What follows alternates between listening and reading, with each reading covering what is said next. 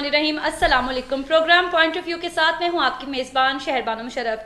मेरे आज मोअज़्ज़िज़ मेहमान जो है, मेरा जो पैनल है इनमें मौजूद है मेरे साथ मियाँ तारिक महमूद जो कि रहनुमा मुस्लिम लीग नून के हैं। मेरे साथ मौजूद रहेंगे एयर मार्शल अनवर खान जो कि तज्ज़ियाकार भी हैं, और साथ ही साथ हमारे साथ मौजूद रहेंगे राशिद मिनहास भट्टू जो कि कॉलम निगार है। आप सबको अपने प्रोग्राम में खुशामदीद कहती हूँ और आपका शुक्रिया भी अदा करती हूँ कि आप लोगों ने अपने कीमती वक्त में से मुझे वक्त दिया।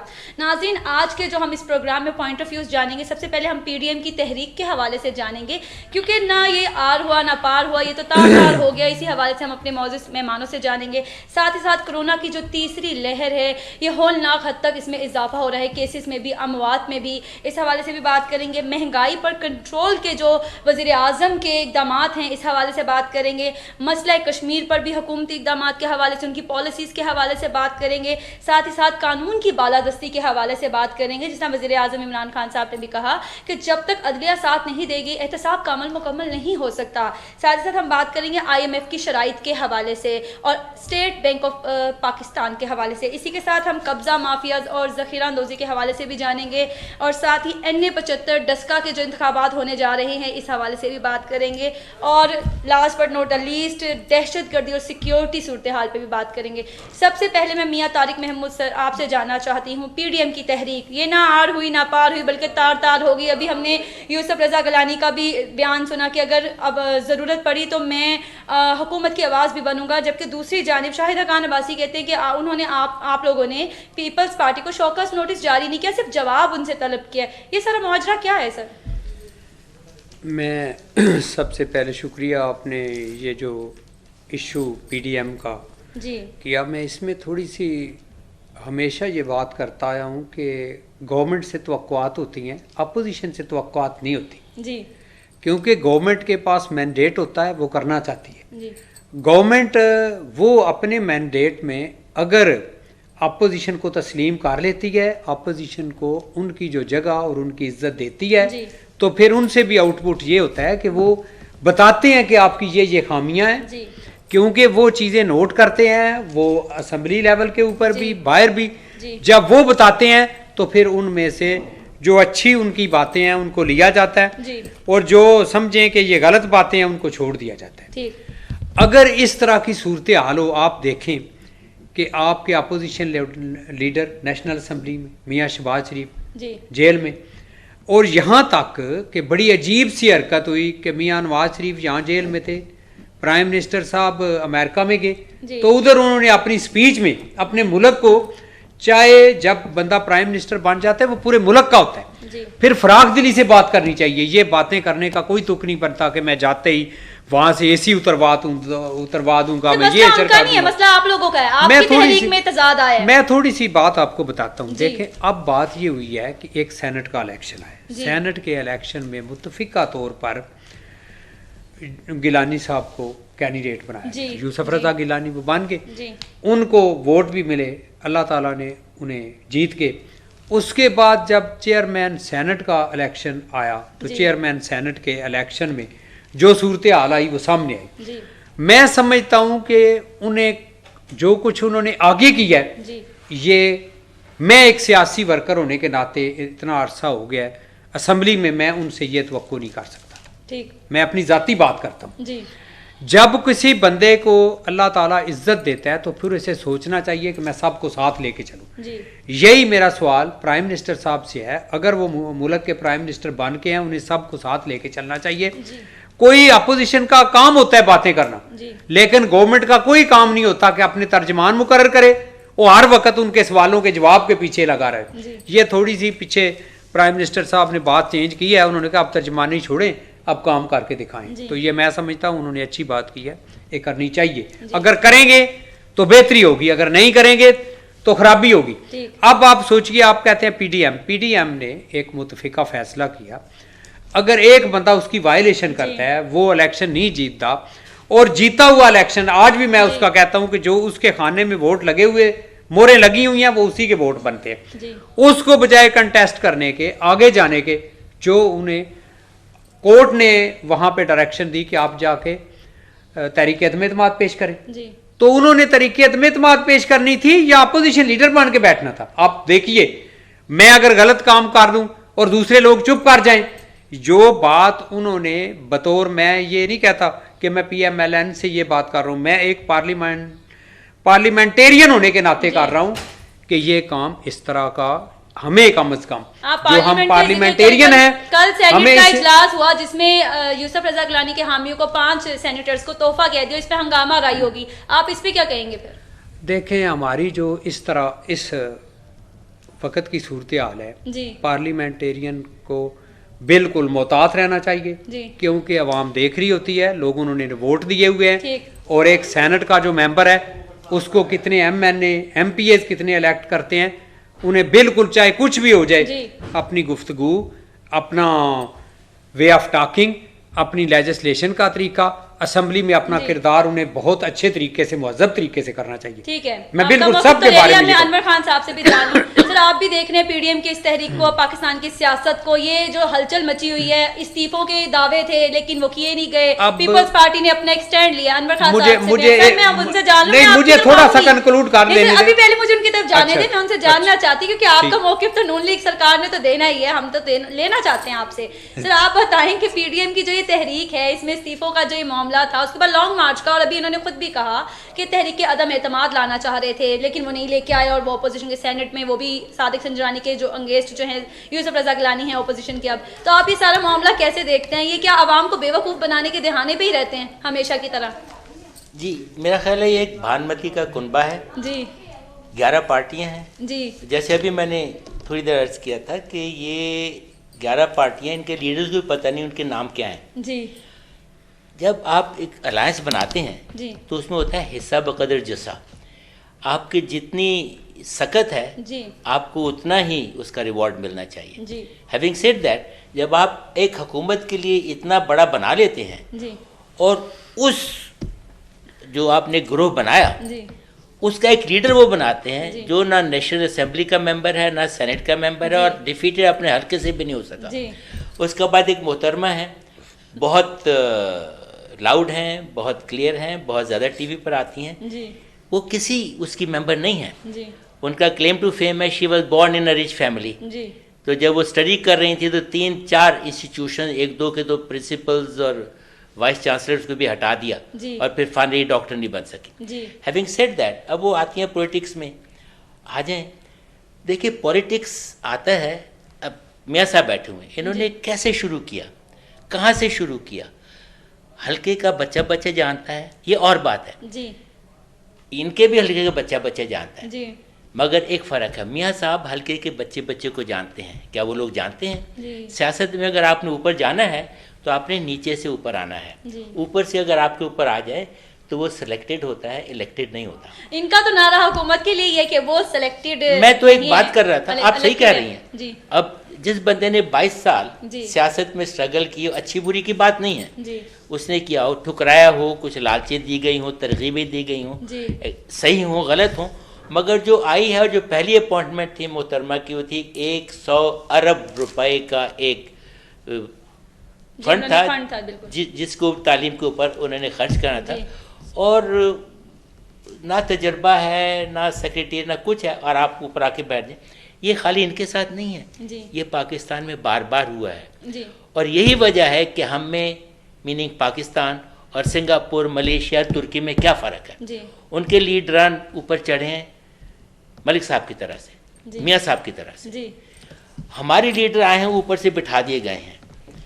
अब हमारे यहाँ मार्शल लॉ भी हुए हैं जी। वो भी ऊपर से बिठाए गए हैं जी। याद रखिए, अगर वो ऊपर से बिठाया गया है तो उससे 30-35 साल नौकरी की है, कुछ अटेंड किया है। और ये याद रखिए कि आपके जो 3 मेजर मार्शल लॉज हैं, याह्या खान को छोड़िए, अगर आप उनके इकोनॉमिक इंडिकेटर देखें, they are highest in entire history of Pakistan. ये और बात है कि बाकी बहुत चीज़ों में गलती हुई और मैं उसका हामी नहीं हूँ, डंके की चोट पे नहीं हूँ, मगर हमको गड़बड़ नहीं करना चाहिए। हैविंग सेड दैट, ऑपोजिशन का एक काम है जो कि जी आप हुकूमत में आए, खुद आए। आफ्टर मुझे ये बताइए, अच्छी ऑपोजिशन जो है उसकी एक शैडो कैबिनेट होती है, बिल्कुल इसी को शैडो कैबिनेट है। हर बंदा जिसका मुंह आता है एक कि इमरान नियाज़ को फलाना कर दो, यानी एक अपने वजीर आजम का आप खुद इज्जत नहीं करेंगे तो बाहर के लोग क्या करेंगे? ये बदतमीजी बेइज्जती, ये वो लोग हैं जो इलेक्टेड भी नहीं है और अपने आप को हम पे मुसल्लत किया हुआ है कि ये हमारे इलेक्टेड मेंबर्स हैं। तो हमारे यहाँ सियासत में एक ये खराबी है। और जैसे मैंने अर्ज़ किया हिस्सा बकदर जुस्सा, अब जिस पार्टी का कोई ये खुद आप मेंबर नहीं है और आप उनको दूसरों को आप नारे लगा रहे हैं कि आपने ये किया आपने वो किया, गलत बात है। फिर एक और बात है, अपोजिशन है, अपोजिशन में माशाल्लाह सेवरल प्राइम मिनिस्टर्स हैं जी, राजा साहब हैं, जिलानी साहब हैं, कुरैशी साहब हैं, ये अपने खाकान अब्बासी साहब हैं जी, अब उनको अपने ज़माने याद नहीं है कि उन्होंने क्या क्या किया। यानी एक प्राइम मिनिस्टर एक मुल्क से 18 अरब डॉलर का मुआहदा करता है अगले 1.5 मिलेनियम के लिए, 1.5 डेकेड के लिए, और वो मुआहदा अभी तक आप ओपन नहीं कर सकते। सही। ये कभी हुआ किसी मुल्क में? किसी मुल्क में हुआ ये? अब वो आके आपको और हमको भाषण दे रहे हैं जनाब ट्रांसपेरेंसी होनी चाहिए। अब मुल्क कर्जे में गर्दन तक फंसा हुआ है। हम कर्जे में क्यों फंसे हुए हैं? आप मुझे ये बताइए, ये जो हमने कॉन्ट्रैक्ट साइन किए हैं जी, लेट से एक ले लेते हैं इलेक्ट्रिक कंपनी के काम से, आप किसी ने पूछा है इन लोगों से जनाब जब आपने कॉन्ट्रैक्ट साइन किए तो आप ये कैसे मान गए कि 1 वाट बिजली नहीं होगी मगर आप इनको 1200 वाट का 800 मेगावाट्स का बिल देते रहेंगे जी। अब ये मुल्क से गद्दारी नहीं तो क्या है? अब कहें जी मुल्क की मुआशी हालत ख़राब हो गई। अरे भाई ये तो 1988 में 85 में शुरू हुआ था और 90 में ये मुआहदे मुकम्मल हो गए थे, इसको तो 21 साल हो गए। आप 21 साल का गंद आप 21 महीने में निकालना चाहते हैं? एक्सक्यूज मी, ये हो नहीं सकता। हाँ, इन्होंने क्या किया, आप डॉलर देखिए, ये बड़ा अच्छा था कम था आगे पीछे। इक्तिसादियात दुनिया की अनपढ़ जाहलों हम जैसों से नहीं होती। ये 193 मुल्कों की मजमूई एक इंटरेक्शन होता है जिसमें हर मुल्क की करेंसी अपना तयन खुद करती है। अगर नहीं करती तो फिर आपकी इकोनॉमी तबाह हो जाती है। अब आर्टिफिशियली हमने साल हर साल तक रुपए और डॉलर की पैरिटी को कम रखा और जब काम करने की जरूरत पड़ती तो इंपोर्ट करते थे जी, और मुल्क में नहीं बनाते थे क्योंकि जी सस्ती पड़ती है जी। उस वक्त डॉलर 100 रुपये का था, एक ज़माने 40 रुपये का भी था जी। मगर जब हालत सही थी तो मुझे याद है मैंने डॉलर 4 रुपये 12 पैसे का भी खरीदा हुआ है। ठीक। अब आप 154 रुपये का 153 रुपये का पहुंचा हुआ है। मगर ये याद रखिए क्या किया, आपका सर्कुलर डेट होता है वो तो बढ़ गया जी। उसके साथ आपकी जो होती है डेली ट्रेड इंपोर्ट्स और एक्सपोर्ट्स की, उसका आप डाउन थे 21 अरब डॉलर के जी। अब आप उसमें प्लस में आ गए हैं जी। अगर ये अचीवमेंट नहीं है जी तो क्या है? बिल्कुल आपकी बात से मैं इत्तेफाक करती हूँ। इमरान खान साहब ने खुद भी जब उन्होंने कल लाइव कॉल्स ली, परसों बल्कि, तो उन्होंने ये इस हमाद अजहर से कहा कि आवाम को एक्सप्लेन करें कि मौशी सूरत हाल किस तरफ जा रही है, डॉलर की सूरत हाल क्या है। तो उन्होंने बताया कि हम सरप्लस में गए हैं और ये हमारी अचीवमेंट है। और इमरान खान साहब ने आवाम से, मीडिया से गुजारिश की कि ये चीज़ें प्रोमिनेंट करें, एक दो पॉइंट आउट करें। मैं अर्ज करना चाहूँ क्योंकि बात लंबी नहीं करनी, आपके बहुत टॉपिक्स हैं माशाल्लाह। छोड़ भाई, ये महंगाई कैसे ख़त्म होगी? देखिए हर कौम का कोई कैरेक्टरिस्टिक होता है। बिल्कुल। अब बाहर जाइए, किसी मुल्क में चले जाइए तो रमज़ान में लोग अल्लाह से डरते हैं और चीज़ों की कमी आ जाती है। बिल्कुल ऐसा है। हमारे मुल्क में मुझे बताइए हुकूमत क्या करे जी। अगर आपने 2 महीने पहले ही चीज़ें होल्ड कर रखी थी, जब रमज़ान आएगा तो दुगनी कीमतें बेचेंगे, फिर इसमें हुकूमत का हिस्सा आता है। बिल्कुल। और अगर अब हुकूमत क्या करे, हुकूमत का काम है गवर्नेंस जी। उसके लिए प्यार मोहब्बत भी है और बाद दफ़ा डांट डपट भी करनी पड़ती है, ऐसा है। और इसीलिए अदालतें भी हैं और जेलें भी हैं। अब मुझे ये बताइए कि अदालतें जो हैं हमारी, बाज़ हजरात तो पूरा टेन्योर हुकूमत का 5 साल का काट गए एज मिनिस्टर स्टे ऑर्डर के ऊपर, और एक बेचारा गरीब आदमी है वो छाबड़ी लेके जाता है, उसने कुछ किया, आपने उसको जेल में डाल दिया, 4 महीने तक उसकी सुनवाई नहीं होती। बिल्कुल ऐसे है। अब ये किसका कसूर है? सर इस तरफ हम आएंगे आपकी इन बातों पे। मैं मन हैसल कौम जी, मन हैसल कौम हमने इकट्ठे जाना है, खाली हुकूमत पे नहीं छोड़ना। बिल्कुल ऐसी बात है कि अवाम साथ देगी तो कुछ चेंजिंग आएगी, ऐसे तो आ नहीं सकती। और नहीं, अवाम साथ नहीं, अवाम को सुधरना पड़ेगा। अवाम को सुधरना पड़ेगा क्योंकि ये ऐसे सुन नहीं रहे हैं, ये भी बिगड़ गए हैं। तो वही बात है ना, जिस तरह की आवाम उस तरह का हुक्मरान। अब इमरान खान साहब हमें अल्लाह पाक ने दिए हैं, तो आप लोग भी, आवाम से हमारी ये दरख्वास्त है, आप लोग भी साथ दें। अब आपसे जानना चाहूँगी राशिद कि आपने देखा, अभी आपने सुना इनका मियाँ तारिक महमूद सर का भी मौक़िफ़ सुना, आपने सर का भी सुना, तो आप ये बताएं कि आप अपने तज़्ज़िये से बताएं कि PDM की तहरीक, अभी इन्होंने मियाँ तारिक महमूद सर ने कहा कि ओपोजिशन से तवक्कुआत नहीं होती हैं, हुकूमत से होती हैं, तो फिर इनकी तहरीक का क्या फ़ायदा है? बानो साहिबा, आपने सवाल अच्छा किया। मैं अनवर खान साहब की बात की तायद करता हूँ और उसी बात को थोड़ा सा आगे बढ़ाऊंगा, लेकिन मैं थोड़ा सा बैक पे जाके फिर मैं बात को आगे ले चलता हूँ। ये पाकिस्तान को बने 73 साल तकरीबन हो गए। 73 और 53 का खेल है। 53 साल उन दो पार्टियों ने हुकूमत की, जिसमें दो पार्टियों के लीडर जो डैडी कहते थे। खान साहब को शायद इस चीज़ से इख्तलाफ हो, डैडी लफ्ज़ से, लेकिन मैं थोड़ा सा लफ्ज़ कोई कभी बार इस्तेमाल करा जाता हूँ। अब डैडी कहते थे, उन्हीं सिलसिले से आगे चलते गए, 53 साल खा गए और आज कहें कि मुल्क कर्जे की दलदल में डूब गया है और हमें डूब मरने का मकाम है। बानो साहिबा, मैं देख रहा था कि हमारी कौन कौन सी जो कौमी चीज़ें, मुल्की चीज़ें जो गिरवी रखी हुई हैं, बादशाही मस्जिद तक गिरवी पड़ी हैं, और पता है उसमें कौन कौन सी हमारी नवादरात हैं? नबी करीम सल्लल्लाहु अलैहि वसल्लम की जो नवादरात वो भी मौजूद हैं उधर, मुए मुबारक थे और वो गायब हैं।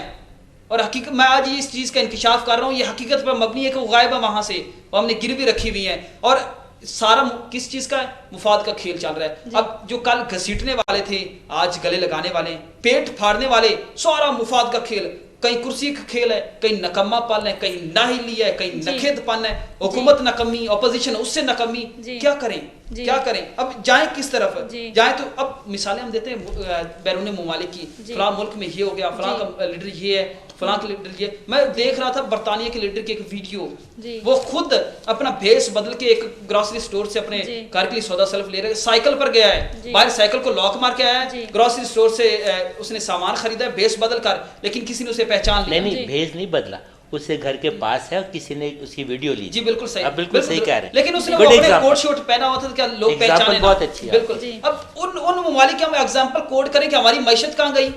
और भाई हमारे तो जो एक MNA बनता है उसके मुलाकात के लिए 5 दिन पहले अपॉइंटमेंट लेना पड़ती है, एक MP MNA के लिए। और MP MNA की औकात में माजरत के साथ हमारे सियासतदान साहब भी बैठे हैं और मुझसे उम्र में ज्यादा हैं, तो माजरत मैं चाहता हूँ इस चीज़ की।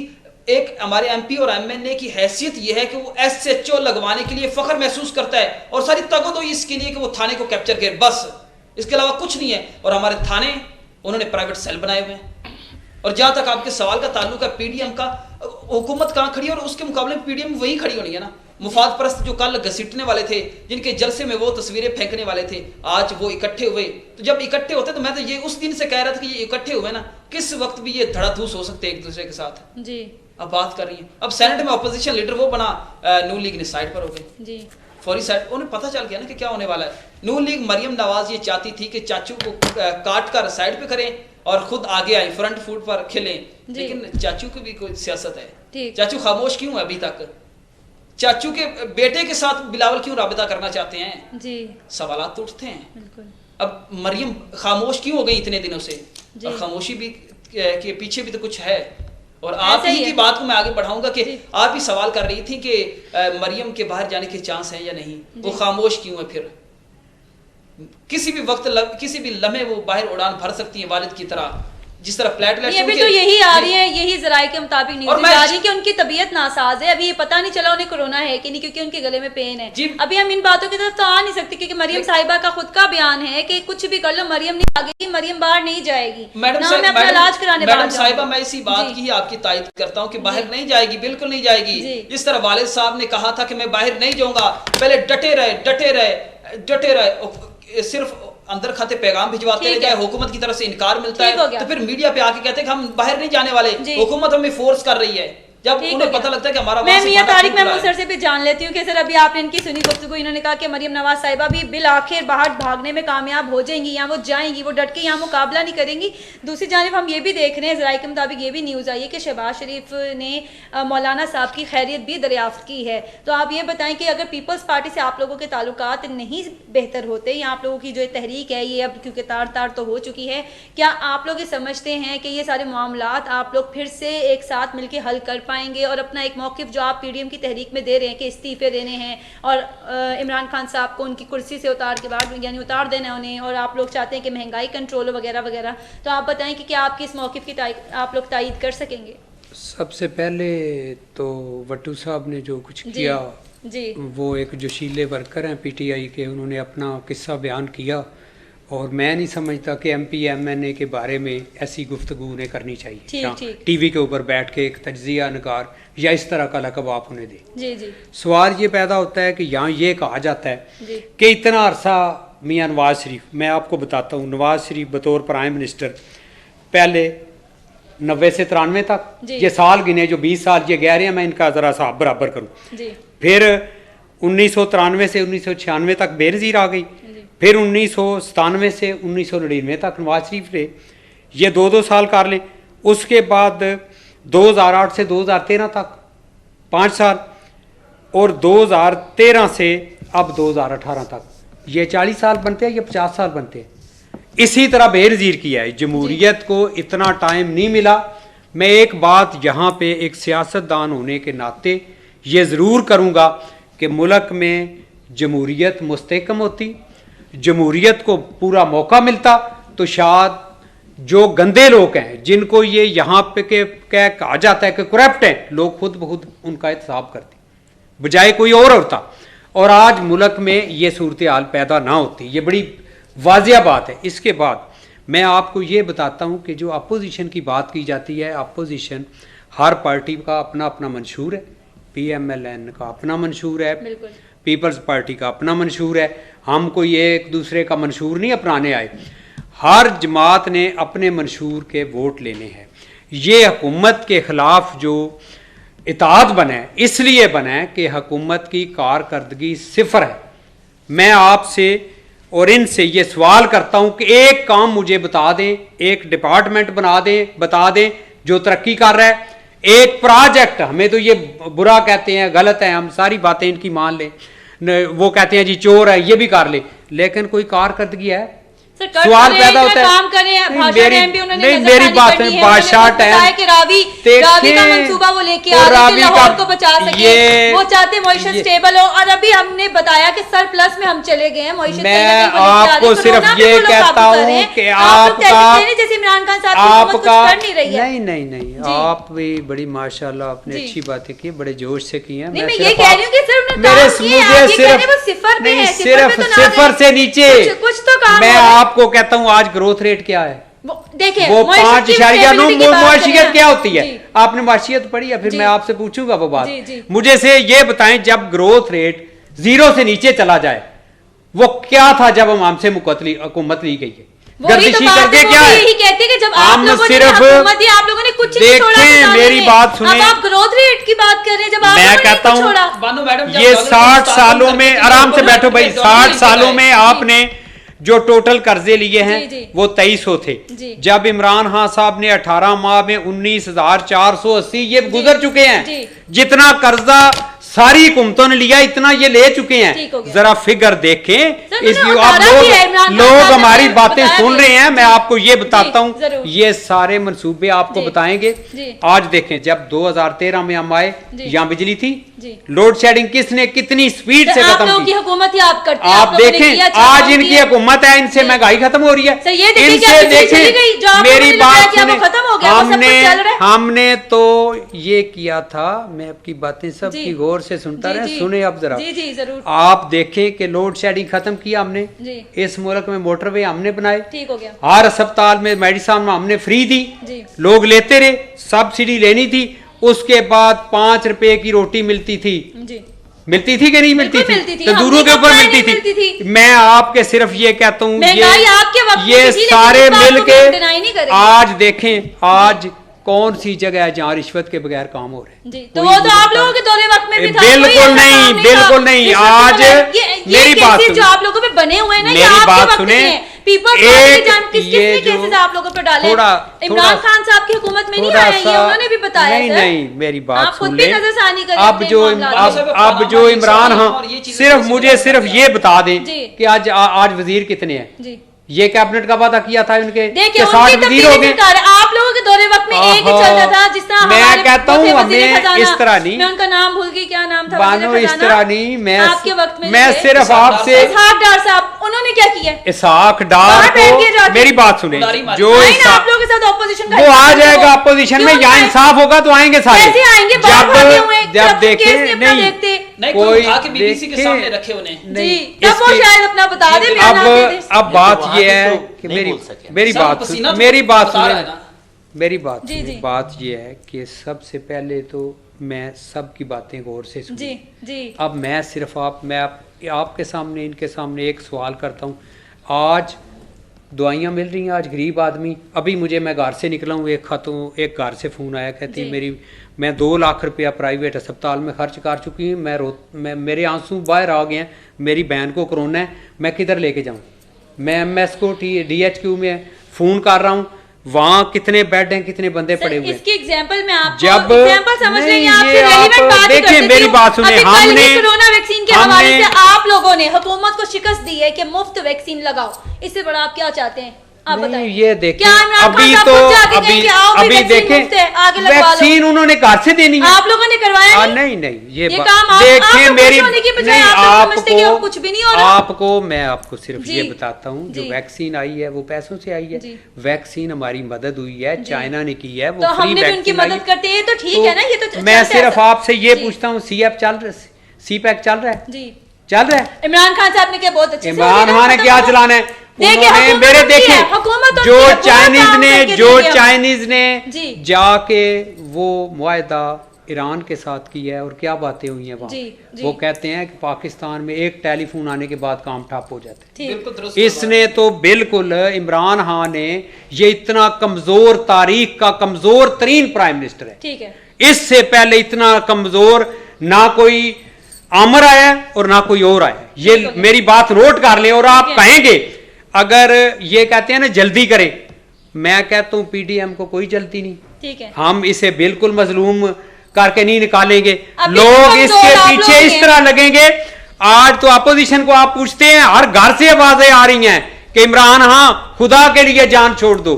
औरतें, बंदे, बच्चे, ये सारे की सारी मिसमैनेजमेंट है, इनके पास एडमिनिस्ट्रेशन को नहीं। सर ऐसा होता था जब आप लोगों ने आप सिर्फ मुझे ये बता दें, आज देखें इनकी ये तो माशी टीम 100 बंदे की लेके आया था, वो 100 बंदा किधर है? इसने देखें, फिर इन्होंने पीपल पार्टी का माशी, ये देखें, आप देखें कितने वजीर हैं जो पीपल्स पार्टी के दौर में थे, इनके पास अपना बेचारे के कपड़े हैं। ये जो सारा कुछ है किसी और के, बात और तरफ जाएगी। ठीक हो गया, मैं सिर्फ मेरा सिर्फ सवाल आपसे ये है, आप कहती हैं बहुत अच्छा है, मैं कहता हूँ बराए मेहरबानी एक मनसूबा बता दें जो इनका कामयाब जाए। मैंने आपको बता दिया कि इनके मनसूबे चल रही है, उनके बकौल है कि उन्होंने किधर चल रहे हैं मनसूबे, किधर चल रहे हैं, टाइम लगता है, किधर चल रहे हैं मनसूबे, नहीं हो जाएगा काम जैसे इनके मनसूबे कोई नहीं। ये अभी मैं इमरान खान साहब से भी जान लेंगे, हम भी बैठे हैं, थोड़ी सी मादरत हम आपसे बात करते हैं, पहले मैं इमरान खान साहब से भी जानना चाहूंगा। सवाल थोड़ा सा रखता हूं, महमूद साहब ने ठीक कहा है कि इमरान खान साहब कमजोर हैं, वाकई उन्होंने माफिया के सामने घुटने टेक दिए, माफिया उनकी कमर से दबोच के रखा हुआ, सांस नहीं लेने दे रहा।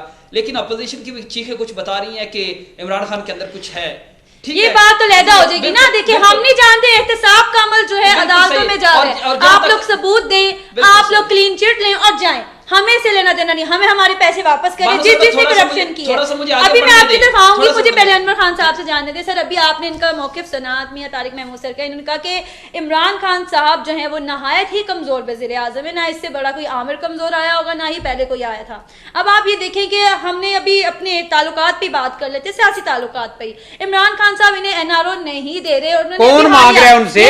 अभी मुझे सवाल करने दे सर, कौन इमरान खान की जुबान आप ना बोले, आप अपनी जुबान बोले, कोई दे नहीं रहा, नहीं दूंगा। इन्होंने कहा हम मांग नहीं रहे, ये एक मामला चल रहा है सियासत के अंदर। अभी उनका एक बयान आया, उन्होंने कहा कि हम ऑपोजिशन के साथ हाथ मिलाने को तैयार हैं, लेकिन इनके जाती मफाद से हट के एहतसाब के अमल में मैं नहीं किसी भी किस्म का कॉम्प्रोमाइज करूंगा। सर अब आप बताएं, क्या यहाँ पे वज़ीर आज़म इमरान खान साहब कमजोर हैं कि उन्होंने कहा कि ऑपोजिशन से हाथ मिलाने से नहीं घबरा रहा?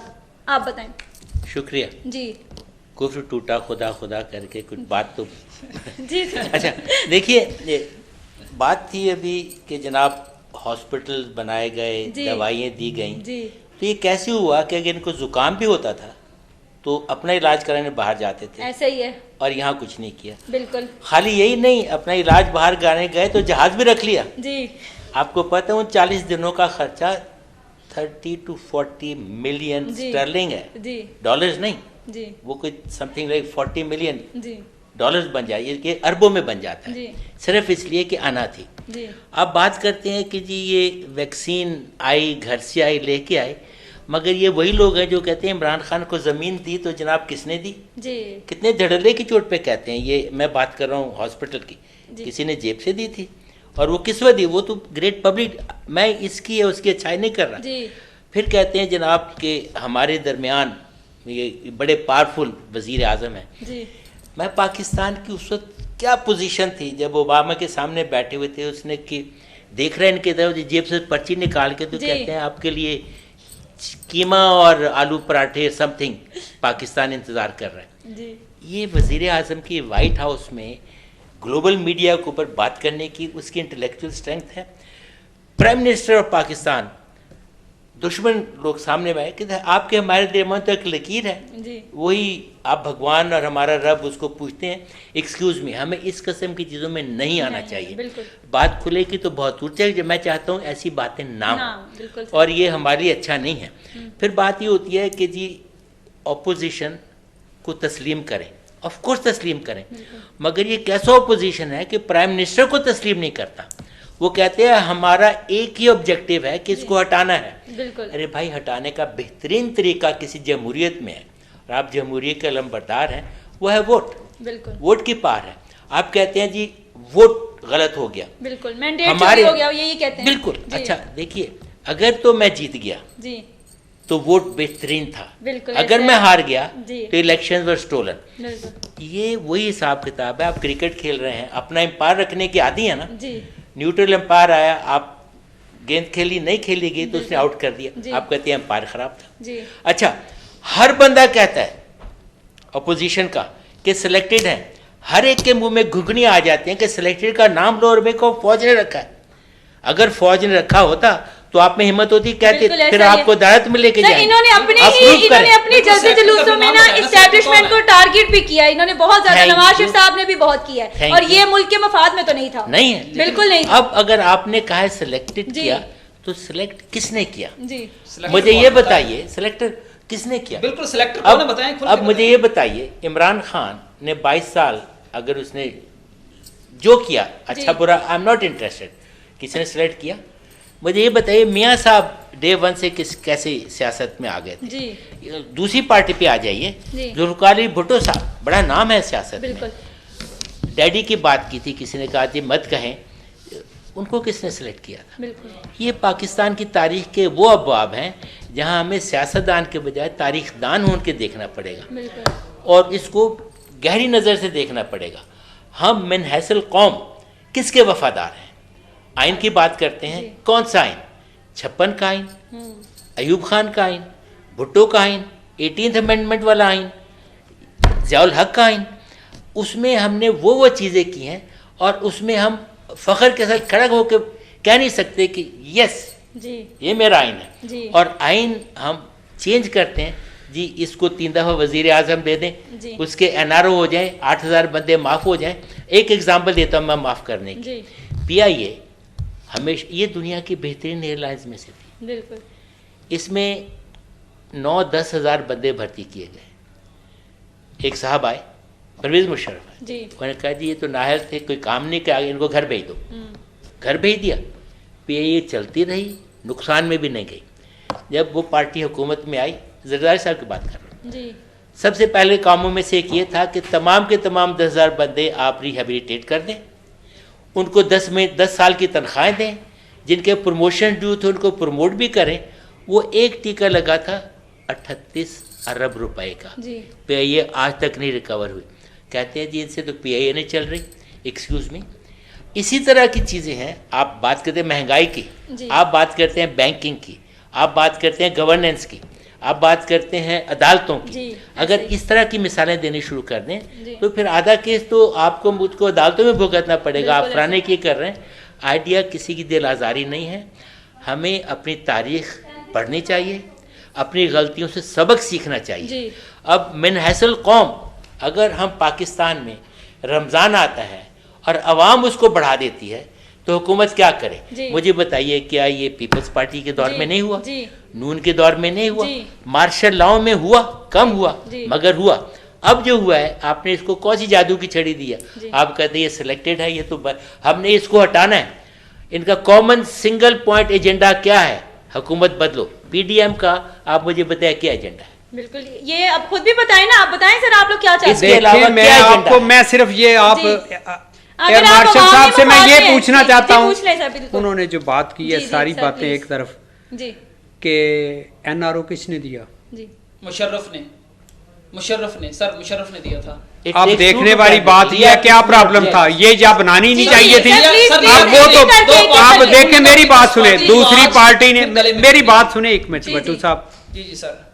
आप नहीं, सिर्फ हम लोग, मेरे से ज्यादा कोई सूबे में असेंबली में नहीं रहा। बिल्कुल किसी ने ना उस वक्त कहा था एनआरओ का, ना आज कोई कह रहा है। जो कह रहा है झूठ बोल रहा है कौम से, सर, और जो ये कहता है कि कोई एनआरओ मांगता है, मैं समझता हूं इससे बड़ी कोई ज्यादती नहीं।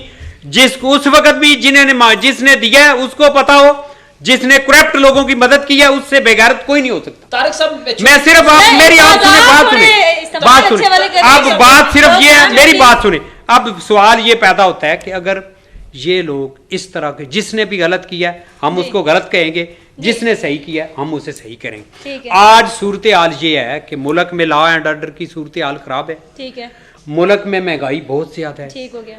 मुल्क में इदारे अपने काम नहीं कर रहे, जी। लोग बेचारे दर बदर की ठोकरें खा रहे हैं। जी आगे आ रहा है रमजान, इसमें यह है कि हम सब एक दूसरे की मदद करें, ठीक हो गया। हम कोशिश करें जिनके पास कुछ है जी। वो अपने भाइयों की मदद करें, जी। ताकि अपनी इफ्तारी का बंदोबस्त करें। सर, आपकी ना इन ताकि बातों इसके- से मैं भी इत्तेफाक करती हूँ कि महंगाई जो है वो ज्यादा है। आपने अभी एक और बात की कि कानून की बालादस्ती भी बहुत कम यानी लेवल पे आ चुकी है। इस पे तो हम बानो इत्तेफाक सिर्फ करते हैं एक बात, बानो मैडम, मैं- बानो सिर्फ बानो एक मैडम, पहले एक मिनट सर को करने सिर्फ दें, फिर मैं आपकी तरफ आती हूँ। सिर्फ एक बात सोचें, जी इतनी अजीब किस्म की सूरत हाल हुई है, प्राइम मिनिस्टर साहब जिस भी चीज का नोटिस लेते हैं वही गायब हो जाती है। ठीक हो गया, ये तो अलमी है आप ना कि देख वो ले, जिस चीज का नोटिस आप लेते देख हैं, ले, जिस फौरन जिस माफिया चीज आ का भी जाती है उसने वहाँ पे। नोटिस लिया बानो है, मैडम, कोई बची है? जी आप सिर्फ ये सोच अब लें। उन्होंने चीनी माफिया को अब कब्जे मैं में करने की कहता हूँ, कोशिश की कब्जे है, में फिर क्या भी करने, बहुत वो कर रही है। मकसद सिर्फ है, मैं तो समझ नहीं पा रही कहाँ से मैं आती है कहता हूँ ये अब देखें, सवाल ये जी। पैदा होता है कि अल्लाह ताला अपना फजल और करम करे, रमज़ान आ रहा है, अल्लाह ताला इस कोरोना को ले जाए, जी हमारी कौम इस मुश्किल से बच जाए। जी मैं लोगों को देख रहा हूँ, ठीक। लोगों की बातें सुन रहा हूँ, हम अपनी कंस्टिट्यूएंसी में देख जी। रहे हैं, लोग बड़ी मुश्किल में तारिक जा साहब, रहे हैं। बिल्कुल दुरुस्त इस फरमाया। यहाँ वक्त- पे मैं सबसे एक इस सवाल वक्त करती हूँ क्योंकि मेरे पास टाइम नहीं है, बटू रुक जाए जी एक सेकंड के लिए, ठीक है एक सेकंड के लिए। और जहां तक तारिक साहब ताल्लुक है माफिया के लिए कंट्रोल करने के लिए मुशर्रफ जैसा बंदा, उस दौर में भी चीनी का इस तरह बहरान पैदा हुआ, उसने सैगल साहब जैसे तीन, अगर मेरी मालूमात ठीक है, 3 बंदों को थाना फैक्ट्री एरिया में सिर्फ 1 घंटे के रखा, लाइट बंद कर दी, 1 घंटे के बाद उन्होंने माफीनामा लिखा। और जहां तक आपका ताल्लुक था कि एनआरओ नहीं दिया गया, कतरी खत किस नतीजे में पकड़ा गया, और वालिद की वफात पर मुशर्रफ ने एक ऑफिशियल लेटर जारी किया था कि अरब से वापस आ जाएं, नहीं आए थे। आवाम सिर्फ ठीक आवाम हो में गया। सियासत करने के लिए वालिद की वफात पर भी सियासत, मैडम थोड़ी सी आगे चलने दें। बात ये कि मेरे पास मैडम- टाइम नहीं है, आप एक मैडम मिनट में करते चलिए। एक सेकंड। जी और जहां तक ताल्लुक है महंगाई का, हुकूमत ने बिल्कुल नाहिली का भरपूर मुजाहरा किया, हुकूमत के पास कोई ऐसी प्लानिंग नहीं थी, अरस्तु भी फेल हो गए, असद उमर साहब वजीर खजाना बने, फ्लॉप हो गए, उसके बाद प्लानिंग मिनिस्टर फ्लॉप हो गए, कोरोना में सब आवाम की धज्जियां बिखर गई, हुकूमत की भी तसल्ली से नाहिली है, नकम्मापन। और जहां तक हुकूमत जितनी नायल नकम्मापन है उतनी उससे ज्यादा अपोजिशन है, क्योंकि जिस टेन्योर में जितनी हुकूमत का किरदार होता है 5 साल में, उसका किबला दुरुस्त करने के लिए अपोजिशन उसके आगे एक पिलर होती है। अपोजिशन सवाए अपनी जान छुड़वाने की, अपने लिए रिलीफ देने के, और असेंबली में कोई बात होती है, जी। किस गरीब की बात होती ठीक है? हो गया, ओके, सवाए ठीक हो अपने गया। केसेस यहाँ पे के। मैं एक सवाल सबसे कर रही हूँ, मुश्तरका मफादात कौंसिल का इजलास जो है वो कल होगा, इमरान खान साहब की जेर से, और चारों जो वजीर आला वो शिरकत करेंगे। अब आप ये बताएं कि ये जो मुश्तरका मफादात कौंसिल का इजलास होने जा रहा है, इसमें क्या तवक्कात हम रखें कि आवाम के मफादात को देखा जाएगा? सबसे पहले मियां तारिक महमूद साहब, मैं ये कहता हूँ कि अवाम के जी। मफादात का तहफ़्फ़ुज़ करने का हलफ जी हर इलेक्टेड MP MNA सबसे पहले ये हलफ लेते, ठीक है और सबको करना चाहिए, कोऑपरेशन भी करनी चाहिए, एक दूसरे का लिहाज करना चाहिए, किसी को ललकारना नहीं चाहिए। मैं तो ये कहता हूँ जैसे भी हो सकता है आज इस कोरोना वायरस के साथ निपटने के लिए लोगों को सबसे पहले तो ये है लोगों को खुद मास्क पहनने चाहिए, लोगों को इससे बचना चाहिए और ये हमें परहेज करनी चाहिए, वायलेशन नहीं करनी चाहिए, गवर्नमेंट को भी इसके ऊपर पूरी कोशिश करनी चाहिए। इसके बाद जो मफादात की कौंसिल है, ये जो मीटिंग होगी इसमें ये है कि इसमें मुल्क के मुफाद की बात हो सकती है, होनी भी चाहिए। लेकिन एक चीज मैं जरूर कहूँगा, मैं आपको सिर्फ ये कहता हूँ कि कम अज कम प्राइम मिनिस्टर साहब को ऐसी बातें नहीं करनी चाहिए जिनका कोई वजूद है। ठीक हो गया सर, आपका जब कोई एनआरओ मांग ही नहीं रहा तो बात करने का क्या फायदा। ठीक हो गया सर, जब तक किसी की चोरी साबित नहीं होती उस वक्त तक किसी को चोर कहना सबसे बड़ा। ठीक हो गया, इस पे हम भी सवालिया निशान है कि आप लोगों की चोरी साबित है या नहीं है, क्योंकि करप्शन का एहतसाब का अमल तो चलना ही है। सर आपसे जानना चाहूंगी, सर मुश्तरका मफादात कौंसिल का इजलास कल होगा, उसमें चारों सूबों के वज़ीर आला भी शिरकत करेंगे, आप कैसे देखते हैं इस इजलास को कि इसमें क्या होने जा रहा है?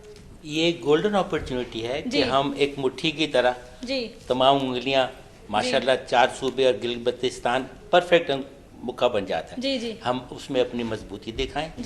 पहला आइटम ये होना चाहिए जो कश्मीर के ऊपर जो थोड़ी बहुत तिजारत की बात हुई थी, इसको क्लियर कट दुनिया को पैगाम देना चाहिए और पाकिस्तानियों को पैगाम देना चाहिए वो गलती थी। उसके बाद let's get over with it, आगे चलें। और बाकी जो मफादात हैं हमारे, अब एक शॉर्ट टर्म मफाद है, कौम की सेहत, इसका सबसे बड़ा इफेक्ट कहाँ जा रहा है? तालीम के ऊपर। कौमें बनती उभरती हैं तालीम के साथ, बिल्कुल जेन्युइन तालीम, उसको आपने कंट्रोल करना, उसके लिए आपको सेहत बहुत जरूरी है। ठीक हो गया। तो कोरोना के ऊपर एक मुश्तरका होना चाहिए, नहीं कि सिंध अपनी बोली बोल रहा है, पंजाब अपनी बोली बोल रहा है, चलता है और ये चल रहा है। वहाँ से एक गनी साहब है, पता नहीं कहाँ से आए हैं, वो क्या क्या उल्टी सीधी बात कर देते हैं। और मुफाद एक है, अगर हम सब एक हैं, अगर हम मुफाद एक है तो हम बिल्कुल ठीक ठाक हैं। और अगर नहीं है, अगर हमने अपनी अपनी बोली बोलियाँ हैं तो फिर आई डोंट एक्सपेक्ट मच, मगर मेरी दुआ है, मेरी ख्वाहिश है और अल्लाह से गिड़गिड़ा के कहता हूँ कि ये कामयाब हो और इसमें पाकिस्तानियत हो और पाकिस्तान मजबूत हो। ठीक हो गया बटू, आपके कहना चाहिए इस वक्त चारों सूबों के वज़रा आला को, हाकमियत आला को और खास तौर पर जो हमारे इलेक्टेड मेंबर्स हैं, इन सभी को मुत्तहिद होकर ये जो कोरोना का दौरान है, इस वक्त आवाम भूख से मर रही है। आवाम का मसला ये नहीं कि सियासत में क्या हो रहा है, उनका मसला ये कि उन्हें खाने के लिए मिल रहा है या नहीं। मैं ऐसी वीडियोस रोजाना मामूल है मेरा मिलती रहती कि कई बच्चे भूख से मर रहे हैं, कई लोग माँ बाप खुदकुशियां कर रहे हैं, खुद जहर लेके फिर बच्चों को जहर दे देते हैं। तो ऐसे वाकयात हो रहे हैं। खुदा के लिए मैं हाथ जोड़ के मेरी गुजारिश है कि असम्बलियों में बैठ के अपना रोना छोड़ दें, सिर्फ आवाम की भूख सिर्फ खत्म करने के लिए, इसके लिए ये वक्त है कि प्लानिंग करें। और इसके साथ मैं थोड़ी सी मजम्मत करना चाहता हूँ कि जो एतवार की शाम को सवाबी इंटरचेंज पर इंसदाद दहशतगर्दी के जज आफ्ताब अफरीदी साहब को अहलिया और 2 बच्चों समेत शहीद किया गया, मैं इसकी भरपूर मजम्मत करता हूँ। सिक्योरिटी इदारों को उन दहशतगर्दों को पकड़ के कैफरे किरदार तक पहुंचाना चाहिए। जहाँ एक साफी को कत्ल किया जाता है, जहाँ एक वकील को कत्ल किया जाता है, जहाँ एक जज को कत्ल किया जाता है, जहाँ एक पुलिस ऑफिसर को कत्ल किया जाता है और जहाँ एक फौजी ऑफिसर को कत्ल किया जाता है, तो वह कानून सिर्फ शहरियों की हिफाजत के लिए, आम शहरी की हिफाजत कैसे कर सकता है? खुदा के लिए इस पे भी हमारे सिक्योरिटी इदारों को तवज्जो देनी चाहिए। नाज़रीन, आपने मेरे मौजूद मेहमानों के पॉइंट ऑफ व्यूज जानिए, डिफरेंट टॉपिक्स पे हमने इनके पॉइंट ऑफ व्यूज लिए। इसी के साथ हम इंशाल्लाह नेक्स्ट प्रोग्राम में आपके साथ मुलाकात करेंगे। तब तक के लिए मुझे इजाजत दें। अल्लाह निगहबान।